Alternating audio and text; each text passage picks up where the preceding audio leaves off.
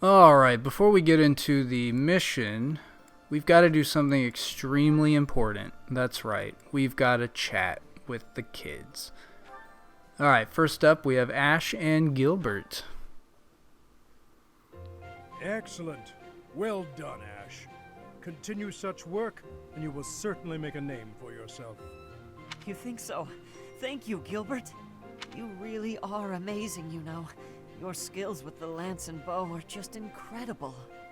One learns the craft of knighthood well after 40 years of service.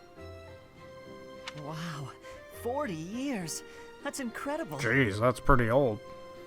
With that many years of training, I'd be really strong, wouldn't I? It'd be funny if Gilbert was like, ha ha ha, no. Stronger. Yet why spend your life this way?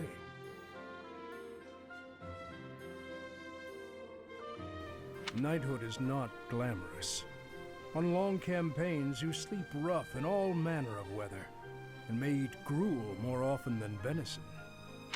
It seems odd that you would admire me, or that you would long to be a knight. Are you sure of yourself? But of course, it's been my dream for a long time now. Jeez, Gilbert, just take the I really compliment. can't help but admire you.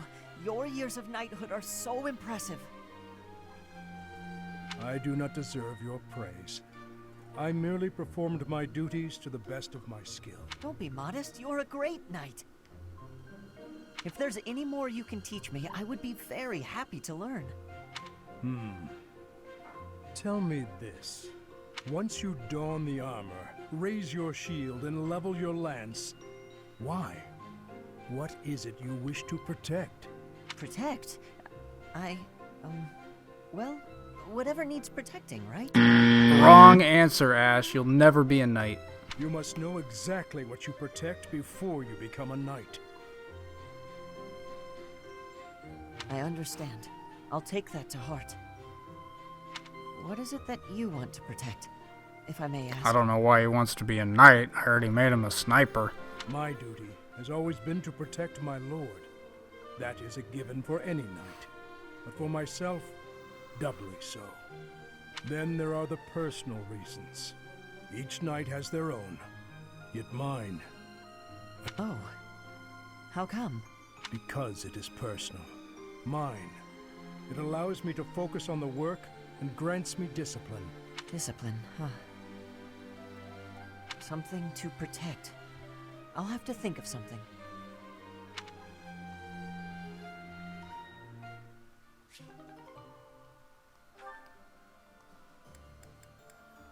Alright, let's see. Ingrid and... oh, by the way, there was one thing that I thought was kind of weird. So, it says here that Gilbert can do an S rank with Byleth. That seems weird to me because it's established that he has a wife, or he had a wife and a kid. How does that make any sense? Now I know what the cop-out answer is. Oh, maybe he's bisexual. Okay, well, you know, whatever. I just thought it was weird. I saw that and I was like, wait, what?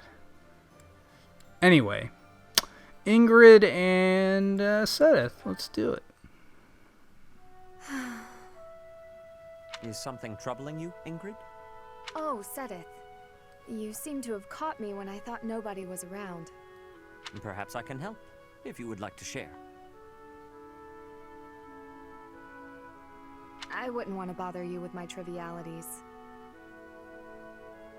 I will not pry, of course. But if you keep it to yourself, no one will be able to help you. That's true. It's regarding my father. Count Galatea. I have met him once or twice. Well, you have likely heard that House Galatea's financial situation is precarious. Many regions of Fargus are harsh and infertile, but our lands are especially so. There were several years of fruitless harvests. It nearly ruined us. We could barely feed our troops. Then I was born bearing a crest, after generations bore none.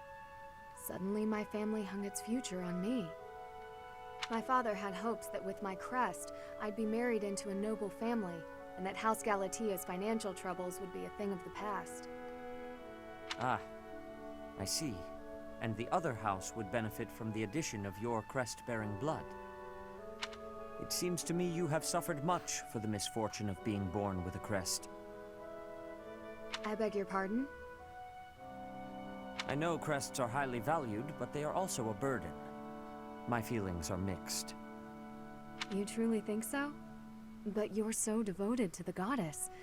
I'm surprised to hear you say such a thing. Perhaps one day I will expound upon my opinion of crests in greater detail with you. For now, let it suffice to say that whether or not you bear one is secondary to your identity. You are a person, first and foremost. And you should be permitted to grow as a person, crest or not. I agree. Thank you for listening.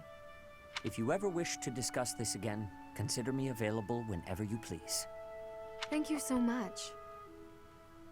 Why is she standing next to the rubble? I don't get that. Alright, we've got Ingrid and Catherine. A bee. Alright then, enough sparring for today? Yes! That should suffice. I must say, Good enough. You've gotten good at seeing through my tricks. I can't mislead you so easily anymore. I've made it my goal to read your aim and not give away anything through my body language. But in hand-to-hand combat, your form needs work. On the battlefield, even if you lose your weapon, you can't ever stop fighting. Sink your teeth into their throats, kick them where it hurts. Do whatever it takes to survive. Have you ever needed to employ such methods? Not on the battlefield. I've never been in such a dire situation that I needed to. But at the tavern, loads of times. With a well-aimed boot, I've brought many a man to his knees.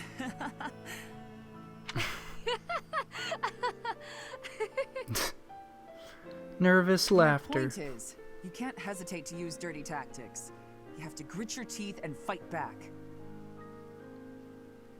War isn't as pretty as it's made out to be in all those poems and songs. Sometimes, even as a knight, you have to do things that you might think are beneath you. You might even have to let innocent bystanders die. Are you prepared for that, Ingrid? Do you really want to be a knight, knowing what it entails? This is like the same conversation that Gilbert just had with Ash.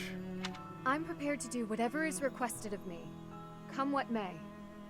I will be a knight who loyally serves my king, just as you loyally serve Lady Rhea. You've got me wrong. I'm loyal to the Archbishop, but only up to a point. I'd do anything in the world for Lady Rhea, except die. If she asked me to die for her, I wouldn't. How could you? Does that sound like a contradiction? Very well. That's just who I am. I wonder if that's gonna come back later. You're right. It does sound like a contradiction. With all due respect, that isn't very knightly of you. I'm not sure I fully understand. You will someday. Maybe not for a while, but you will. In the meantime, just don't die, okay? I'll try. I refuse.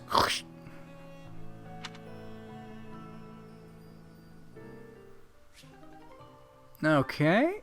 Let's see here. We've got Sedeth and Catherine. Oh, interesting. How are you, Catherine? You look well enough. Oh, yes, I'm fine. Never better. That is good. I cannot help but be concerned, given your tendency toward incautious behavior. While boldness can be a virtue, I do hope you will bear in mind that recklessness is not. A moment's negligence can lead to a mortal wound for even the most skilled fighter. Okay, Worry Dad. too much. Thanks. If they saw me in action, the wounds themselves would cower. That is precisely the attitude that worries me, especially given your history. You have been gravely injured before, as you know. Me, gravely injured? When did that happen? You mean you have forgotten? It was during your days as a student at the Officers' Academy.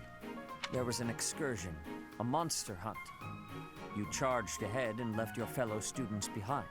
You ended up alone and surrounded. You almost died. Do you truly not remember? Guess not. Are you sure? All I remember is cutting down monsters left and It's right. called amnesia. That is true enough, but you nearly bled to death in the It's aftermath. called concussion. The Archbishop was so concerned called for coma. your life that she tended your wounds personally. Oh, that was when that happened. Finally! It all fits together. Lady Rhea looking after me. Now that I remember clearly. That was the first time she ever spoke to me. Yeah, I don't I believe was that. lying on the ground, caked in mud, and she gently picked me up, even stroked my hair. The emotions were so overpowering that they must have just cleared away my memory of the whole incident. So it was during the monster hunt. Thanks, Sedith. That's been bothering me for ages. That is not quite why I brought it up. Come to think of it, Lady Rhea hasn't healed me since then. We've got to find Lady Rhea, and then maybe someday she'll honor me like that again. Oh, that's kind of weird. It's been a while since she healed me. It's like, okay. Alright, Gilbert and Catherine. Final Gilbert, one. done with your drills? That's a shame. I was just about to ask if you'd spar with me. What bad timing. Eh? As I understood, you wounded your arm in battle. Were you not told to avoid exerting yourself for some time, so as to not aggravate the injury? The arm's all healed now. Thanks for asking. Besides, I have to keep exercising it or the muscle will waste away. Here I am, ready to spar. Catherine, your wound was gravely deep and should be given time to heal. It's not the first time I've gotten a scratch in battle. You needn't be concerned. Besides, eventually I'll lose this whole body, not just an arm. As a knight, I have to come to terms with the fact that I will die someday.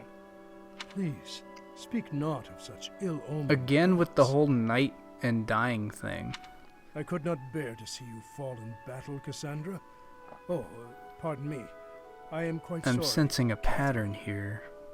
Is something wrong? It's not like you to blurt that out where anyone could overhear. I allowed my emotions to best my good sense. My deepest apologies. Whoops, almost got emotional It's not like there for a anyone is second. looking for me in Garreg Mach, but still.